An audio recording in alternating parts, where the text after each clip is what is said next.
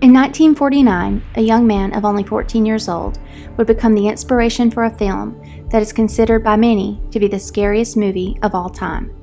His possession and the exorcisms that followed would inspire a book and hit movie called The Exorcist. In order to protect his identity, the young man's real name was not released.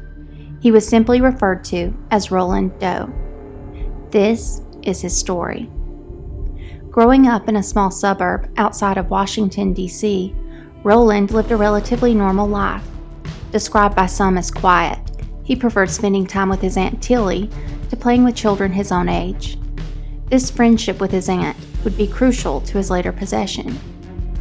Aunt Tilly was very interested in spiritualism and enjoyed trying to communicate with spirits of the dead. One of Aunt Tilly's favorite methods of spirit communication was through the Ouija board. She and Roland would spend hours sitting around the board, seemingly communicating with spirits of long-dead relatives. In early 1949, Roland's dear Aunt Tilly passed away. Roland was understandably devastated by the loss of his aunt and dear friend.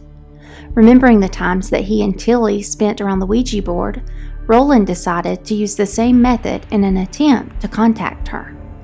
It was around this time that things in Roland's household began to take an unusual turn. The family began to hear scratching sounds coming from inside the walls and underneath the floors. Thinking that the sounds could be due to some type of animal, Roland's parents had the home inspected for household pests that could be residing in and around the home. Absolutely nothing was ever found that would account for the strange noises. It was when Roland's bed began to violently shake without explanation that the terrified family would begin to look into the possibility of a paranormal explanation for the events. Roland's family believed that since Aunt Tilly had very recently passed away, perhaps she was the culprit of the mysterious noises. In life, Tilly so enjoyed spirit communication, it wasn't too far-fetched to believe that in spirit, she might try to communicate with the living. Roland's parents began calling out to Tilly, asking her to do things such as knocking on the walls.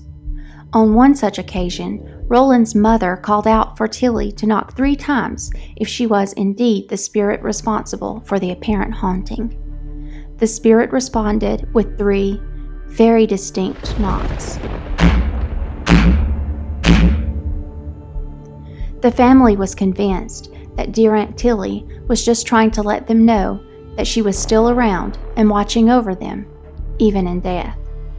In the coming days, it would become very evident that whatever was in the home was not the loving woman who had recently passed, but rather a demon who seemed intent on claiming the soul of young Roland and sending the family into utter chaos for months to come. As the activity in the home became more intense, the family sought out the help of their local minister. The minister, believing that perhaps the family was exaggerating on their claims, arranged for Roland to spend the night at his house so that he could monitor the boy throughout the night. During the night, the minister witnessed Roland's bed shaking uncontrollably. Thinking that it was possible that Roland was playing a prank and somehow purposely shaking the bed, the minister ordered Roland to lay on the floor on a mattress instead. It was at this time that Roland was seemingly dragged by some invisible force underneath the bed, where he was shaken to the point of injuring himself. The minister alleged that during the night he also witnessed things moving in the room by themselves, and objects in the room being tossed through the air by something unseen.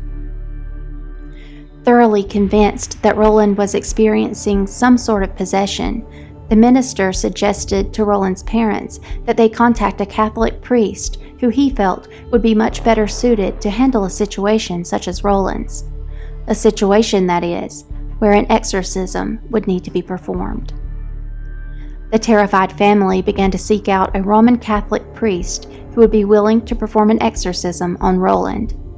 Father Edward Hughes would be the first priest to attempt to perform an exorcism on the boy.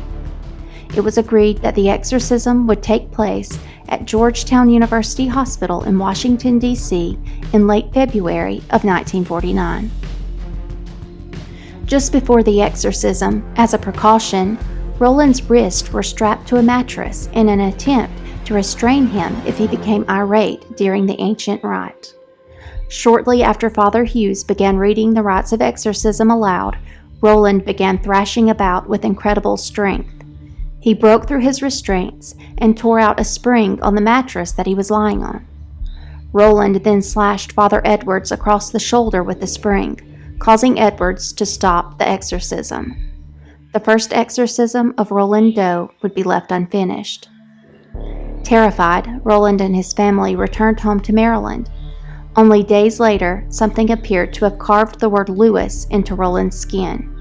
The family believed that this could be a sign that they needed to go to St. Louis to seek help for their tortured son. Desperate and exhausted, the family headed to St. Louis, where they would eventually meet two priests who agreed to do another exorcism on young Roland. In early March of 1949, Father Walter H. Halloran and Reverend William Bowdern arrived at a small home on Roanoke Drive in St. Louis and began preparation for another exorcism. The events that followed took place over a period of a few weeks. Scratches would appear out of nowhere on Roland's body. He was seen thrashing about violently and screaming in an animal-like voice.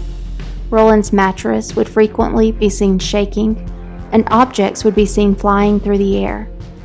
Priests took note that most of these events happened at night after Roland had retired to bed and entered what they called a trance-like state.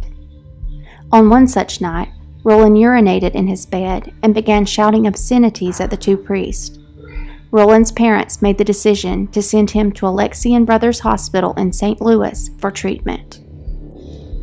While at the hospital, the two priests continued to work with Roland and try to drive out whatever demon or demons lied within him. One day, after having seizures, Roland yelled to the priest that the devil would always be with him, and then entered a trance-like state. The priest laid holy items around the boy, and later that night called on St. Michael to fight for the young man's soul. About 7 minutes later, Roland awoke and told the priest that he had had a vision of St. Michael fighting for his soul against Satan, and ultimately freeing him of Satan's hold. After that night, Roland Doe never experienced any signs of possession again. According to all accounts, he went on to live life as a normal teenage boy, finally free of the demon that was intent on taking his soul. The room in Alexian Brothers Hospital where Roland's exorcism was performed was sealed up and never opened again. The hospital was later torn down in 1978.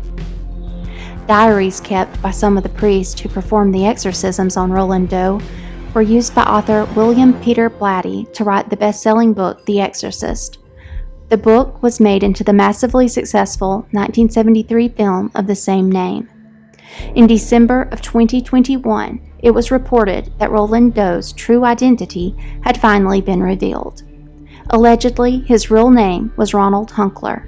Mr. Hunkler was reported to have worked for NASA for almost 40 years as an engineer and to have passed away in 2020 at the age of 85.